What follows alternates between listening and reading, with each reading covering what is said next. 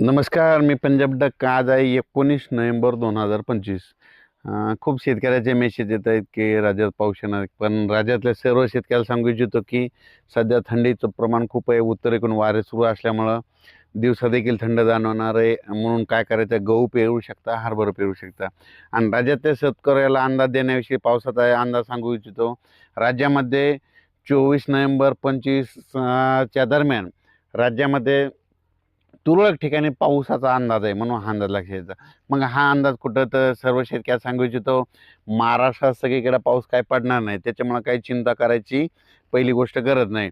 फक्त काय होणार आहे, आंध्र प्रदेश, तामिळनाडू, कर्नाटक, तेलंगणा आणि केरळ या राज्यामध्ये पाऊस पडत असल्यामुळं त्याच्या सीमालगत कोणते जिल्हे आहेत, मग एक सांगली जिल्हा, कोल्हापूर जिल्हा, सातारा जिल्हा, सोलापूर जिल्हा, पंढरपूर जिल्हा, पुणे, त्याच्यानंतर इकडं धाराशिव ह्या पट्ट्यामध्ये काय होणार आहे, मग 24-25 तारखेला तुरळक ठिकाणी थेंब येणार आहे. कुठंतरी थोडाफार पाऊस पडणार आहे, सडा टाकल्यासारखा.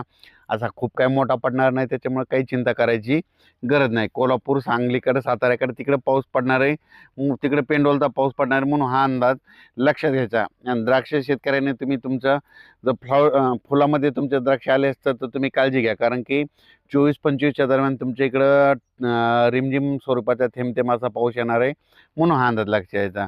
मग त्याच्यानंतर 25 नंतर राज्यातला परत पावसाचा जोर कमी होईल. त्याच्यानंतर राज्यामध्ये परत पाऊस येणार आहे का, तर राज्यातल्या सर्व शेतकऱ्याला सांगू इच्छितो की मी प्रत्येक वेळेस अंदाज जर म्हणत असतो ना, तुम्ही एक वहीमध्ये काय करा, वर्षानुवर्षाचा डिसेंबर महिन्यातला एक कायमचाच अंदाज लक्षात घ्या. दरवर्षी आपल्या महाराष्ट्रामध्ये 2 डिसेंबर ते 7 डिसेंबर दरम्यान, म्हणजे किती, 2, 3, 4, 5, 6 डिसेंबरच्या दरम्यान महाराष्ट्रामध्ये जितके विभाग आहेत तितक्या विभागापैकी अर्ध्या विभागात मात्र दरवर्षी विजेच्या कडकडाटाचा पाऊस येतो, हे कायमचं लक्षात घ्या. म्हणजे पुढच्या वर्षी 2026ला देखील तुम्ही ही गोष्ट लक्षात घ्या, 2 डिसेंबर ते 7 डिसेंबरमध्ये एक अवकाळी येणं हे लक्षात घ्या. तर मग तसा मग आता ह्या डिसेंबरमध्ये लागताना एकदा एक अवकाळी येणार आहे. तर तुम्हाला एक सांगू इच्छितो, मग ते पाऊस कधी येणार आहे, तर मग ते पाऊस काय होणार आहे, 29 तारखेपासून राज्यात ते पाऊस येईल, पण ते काय होईल, छत्तीसगडकडे जाणार आहे. मग ते छत्तीसगडकडे जात असताना, नागपूरकडे जात असताना मग काय होणार आहे की त्याचा पाऊस काय होणार, विदर्भात पडणार आहे.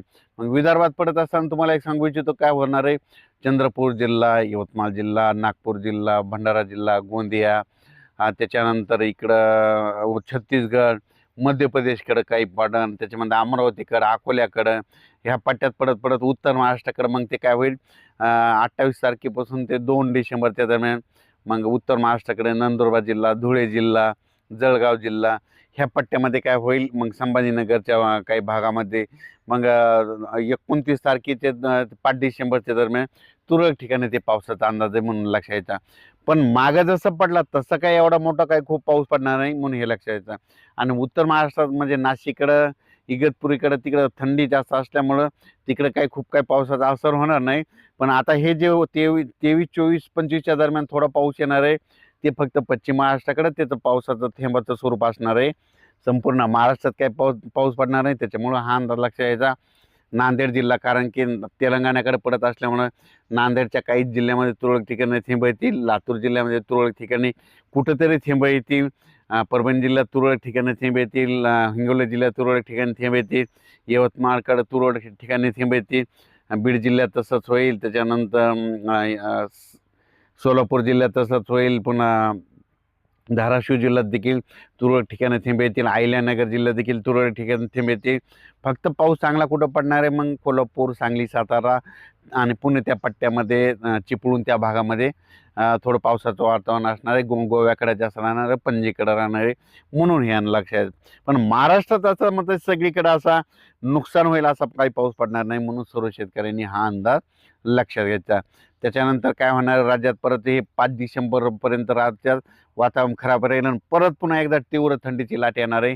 याचा देखील अंदाज आपण परत पुढच्या अंदाजामध्ये दिला जाईल.